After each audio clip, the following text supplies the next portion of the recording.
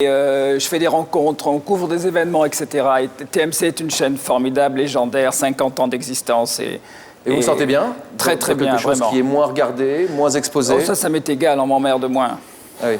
C'est comme ça que vous voyez les choses? Oui, parce que si vous voulez, à une époque, quand on est à TF1, on est très exposé, on est mal jugé forcément. Mais d'ailleurs, je rappelle que TMC appartient à TF1 maintenant. Ironie du sort quand même. Hein. Ils ne sont pas rancuniers. Ils n'ont pas à l'être. Ils ne sont pas rancuniers, parce que vous faites allusion en fait à cette interview qui a été donnée à Jean-Marc Morandini en 2003. Donc à l'époque, vous vous présentiez Vidéo Gag, vous donniez l'impression d'un garçon plutôt heureux, et puis vous dites ce jour-là tout le mal que vous pensez de la télé, de certains animateurs, de certaines émissions, alors inclus la vôtre. Qui n'est pas dedans. Je ne suis pas dedans, mais il y en avait d'autres voilà, qui sont nos collègues et qui étaient dedans et qui ont mangé. Vous avez été viré pour ça, on vous a accusé d'avoir craché dans la soupe en quelque sorte. Alors tout le monde connaît votre franc-parler, Bernard, mais quelle mouche vous a piqué ce jour-là? C'est-à-dire que quand on n'est plus heureux, malgré le chèque, comme j'ai évoqué tout à l'heure, où je crois que ça n'a plus aucun intérêt. J'étais pas heureux du tout, donc d'aller tourner, ça m'emmerdait. Il y avait plus de public, enfin les gags c'était répétitif. D'ailleurs l'émission vient d'être supprimée très récemment et je regrette pour Olivia, hein, pas pour l'autre, mais pour Olivia. Et... Allez, bon. Ah ben, ouais, c'est bien, j'en ai rien à foutre. Voilà, ben, donc. Joyeux Noël. Oui. Non, mais c'était quoi? C'était un suicide télévisuel? C'était pour arrêter avec ce métier-là? J'étais obligé de me forcer. Plus en accord avec vous? Oui, j'étais obligé de me forcer. Je n'étais pas heureux. Vous savez, quand vous levez tous les matins, qu'on n'est pas bien, qu'on se dit qu'on va faire un truc qu'on n'aime pas, et en plus qui est mal jugé, alors qu'il n'y a aucune prétention dans cette émission, simplement des gags. Je ne critiquais pas l'émission. C'est une émission... Mais c'était à ce point insupportable, parce que c'est un divertissement qui est tout à fait regardable. Enfin, attends, au bout de 13 ans... Il fallait changer, mais c'est de ma faute. C'est moi qui n'ai pas eu le courage. Donc c'est vrai qu'à un moment, chez Jean-Marc avait posé de bonnes questions pour une fois. Donc j'ai répondu comme il se doit. J'étais très honnête avec lui. Et je ne regrette pas du tout, hein, mais j'aime toujours TF1, je tiens à le dire. Et ça peut paraître curieux. C'est son employeur, c'est normal. Non, avant même. Parce que quand j'ai quitté TF1, j'ai eu du pot d'être engagé tout de suite sur TMC et d'y rester et d'être soutenu par Étienne Moujotte, ce qui me fait plaisir. Vous vous souvenez de ce jour où Bernard Montiel s'est fait harakiri, en tout cas pour la profession? Bien sûr. Qu'est-ce que vous vous êtes dit? Vous vous êtes dit, je tiens un super scoop à mon micro? Ah, non, mais je me suis dit, tiens, je pensais que c'était un mec super lisse et que j'allais m'emmerder pendant 1 heure, que c'était un mec sans caractère. Et finalement, bah voilà, c'est un mec qui en a et qui ose dire la vérité. Et vous vous êtes dit que là, il allait se faire virer? Vous vous êtes dit qu'il allait se faire virer? Non, pas du tout. Non, à aucun moment, j'ai pensé qu'il pouvait se faire virer pour ça. Vous n'avez pas dit, faites attention ou des choses comme ça là? Pendant la pub, je lui ai dit, tu parles franchement, tu y vas. Voilà. Oui, il m'a dit ça, oui. Et il m'a dit, c'est pas grave, je m'en fous, quelque chose comme ça. Je suis parti à Marrakech. Juste après? Et qu'est-ce qui vous motivait ce jour-là? Vous aviez prévu de dire tout ça? Non, sincèrement non. C'est sorti d'un coup. C'est-à-dire que, bon, ben voilà, il pose les bonnes questions, allez hop, on y va. Ben, je m'en fous, je les emmerde. Et ça déroule, et Arthur, et tout le monde Oui. Il n'y a pas qu'Arthur. Hein. Non. Vous voulez recommencer? On a un extrait? Non, pas d'extrait, c'est le passé. On vous a proposé d'autres émissions après Vidéo Gag? Certainement pas. Vous avez l'impression d'avoir été grillé dans la profession d'un coup d'un seul? Non, après le rebond sur TMC? Non, c'est-à-dire que les gens ont pensé que j'étais mort définitivement. Il s'est dit, celui-là, il se relèvera jamais. Mais comme je suis têtu, comme une mule, j'ai écrit d'abord un livre où j'ai raconté. C'est expliqué un peu, c'est pas du tout... j'ai expliqué, ça s'appelait Télé-Vérité, je crois. C'est ça, je te confirme. Le titre de votre livre? Oui. Ah oui. Non, Télé-Réalité. Ah bon? C'est le tien. Bernard, vous vous souvenez plus du titre de votre livre? Non. Je me rappelle à peine. Ça, c'est le problème, Bernard, quand on n'écrit pas ses livres. Vous l'avez écrit? Vous l'avez écrit, ce livre? Tout seul?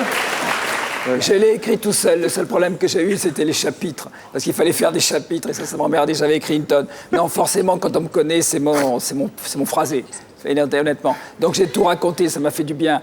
TMC m'a engagé à ce moment-là et c'est moi qui ai produit des émissions parce que quand personne ne vous veut, c'est à vous de produire vos propres émissions. Et là, j'ai fait une émission de voyage qui a été très remarquée, très aimée. Ça s'appelait 48 heures avec, où je partais avec une star à la découverte d'une capitale. Ça a été largement repris sur d'autres chaînes. C'est quand même un milieu d'enfoirés où on te pique les idées. Et voilà. On n'est jamais déçu avec Bernard. Hein, ça, donc voilà, mais c'est pas grave, s'ils le font mieux que moi, c'est bien, mais là, c'est pas le cas. Donc, j'ai fait cette émission, et puis du coup, je suis redevenu en sympathie. Et entre-temps, vous vous êtes dit à un moment, j'ai été trop loin, j'ai été malheureux. Il y a la langue, comment je peux dire, pas la langue de bois, justement, la gueule de bois, je voulais dire. Ouais, j'ai été malheureux, sincèrement. J'étais malheureux parce que d'abord, j'aime pas faire du mal à qui que ce soit. C'est à moi que j'ai fait du mal. C'était très... Quelles ont été les réactions des uns et des autres? Des animateurs touchés ou... Oui, déjà. Eh ben, ils ont survécu malheureusement, mais... Mais ils vous ont appelé? Non, j'en ai croisé, je les ai tous croisés depuis, ça va très bien, il n'y a pas de Vous êtes problème. expliqué avec eux? Mais sincèrement, je ne voulais pas leur faire de mal. C'est moi qui ai dit des choses d'ailleurs assez évidentes. Et je peux vous dire que dans le métier, nombreux sont ceux qui m'ont appelé en me disant « T'as bien fait de dire ce que tout le monde pense tout bas, et toi tu l'as dit tout haut. Je ne suis pas tout à fait d'accord, moi. Je veux dire... On m'a dit ça. Oui, non, je suis certain que certains vous ont dit ça, quoi. Mais je trouvais que sur Arthur, par exemple, qui est un garçon qui est un très bon animateur de divertissement. C'est vrai? J'ai pas dit qu'il était mauvais. Non, vous disiez sans prompteur, il ne peut pas se démerder, etc. Non, j'ai dit qu'il ne savait pas lire un prompteur, comme moi. Ah, pas savoir lire un prompteur, ça c'est pas grave. C'est pas ça qui est le plus important. Pas en tout cas. méchant. Cette gueule de bois, cette période-là, elle a duré combien de temps? Comment vous l'avez traversée? Qu'est-ce que vous vous êtes dit pour retrouver confiance en vous? Non, ça a été très dur. Ah ben justement, c'est ça le problème, la confiance en soi. Elle est tombée d'un coup? Oui. Je me disais, bon, je ne vaux plus rien, sûrement, ils ont peut-être raison, en fait. J'étais bon qu'à présenter Vidéogag, c'est-à-dire à lire un prompteur. C'est de moi dont je parlais, en fait, dans cette interview. C'est moi que j'assassinais tout seul. Et je me suis dit, bon, je vais arrêter. Moi aussi, je pensais à un restaurant, enfin, pas avec toi, mais... Non, s'il te plaît, non. Non, pas Miami. Non. Et vraiment, je pensais faire autre chose. Et il se trouve que j'aime rencontrer des gens, j'aime parler avec eux. Vous avez traversé un moment de solitude, où vous êtes retrouvé face à vous-même? Oui. Ça a duré longtemps? Oui, sincèrement, oui. Oui, très longtemps. Non, mais c'est très difficile parce que quand vous devez affronter ces machines qui sont énormes, vous êtes livré à vous-même. Alors on vous fait faire de l'audience, point final, et après on vous jette. C'est là, je ne critique pas, c'est la logique du marché. Je l'ai utilisé longtemps parce que moi j'ai beaucoup joué avec le système aussi et je continue à jouer avec. Oui. Mais quand le marché vous a zappé, il y a eu un moment où vous vous êtes dit quoi précisément? Je me suis dit que je suis obligé d'arrêter, là plus personne ne me veut. J'ai appelé tout le monde. Ah oui, bon, moi j'ai pas peur, hein. Direct. Et c'est du genre, bon, écoutez, on se connaît très bien, dites-lui qu'il faut qu'il me reçoive. Et oui, on vous rappellera, vous savez, bon, c'est classique. Ça a été terrible. Et là, je me suis dit, merde, quand même, j'ai tué personne, quoi. J'ai dit quelques petites choses, c'est vrai. En plus, j'ai vu d'autres chaînes par la suite, forcément. Et là, il y a eu une espèce de pression contre moi. Et quoi que je présente, quoi que je propose, ça a été tout. Et comment ça se fait, ça? Parce qu'il nous arrive à tous de dire des choses qu'on ne pense pas, et puis de les regretter ensuite. Comment ça se fait que ça vous écoutait aussi cher, ce que vous avez dit? Oh, parce que je suis une cible facile. Je suis pas non plus, j'étais pas un animateur super vedette. Moi, j'étais un de ces animateurs qu'on met là. Alors, j'ai fait la famille en or, j'ai fait La Une est à vous le samedi après-midi, j'ai fait Surprise, j'ai fait Vidéogag, une espèce d'animateur un peu interchangeable. Le concept ne dépendait pas de moi. Je le sais, donc je n'ai aucune prétention là-dessus. Donc, c'est facile. Mon tir, on s'en fout. Il y en a plein d'autres qui arrivent qui sont très bien d'ailleurs, hein.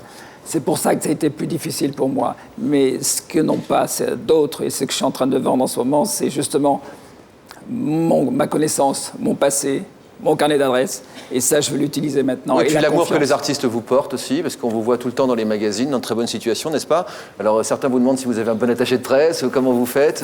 C'est vrai qu'on me demande ça, oui. Ouais. Non, je suis tout seul. Et puis je tiens à rappeler que si on me met souvent dans les magazines, c'est pas de ma faute. Ce sont les rédacteurs en chef des magazines qui choisissent les photos qu'ils me mettent dedans. C'est pas moi qui demande à y être. Donc, mais je suis touché par ça parce que moi j'ai eu peur d'être oublié ou d'être. On parlait de Ringard, disait tout à l'heure. On s'est dit bon, mon Thiel, c'est fini. C'est pour ça que j'ai eu du mal à raccrocher. Si vous voulez, je me sentais plus dans le mouvement. Après, j'appelais plus personne, quoi. Je me sentais en dehors du système.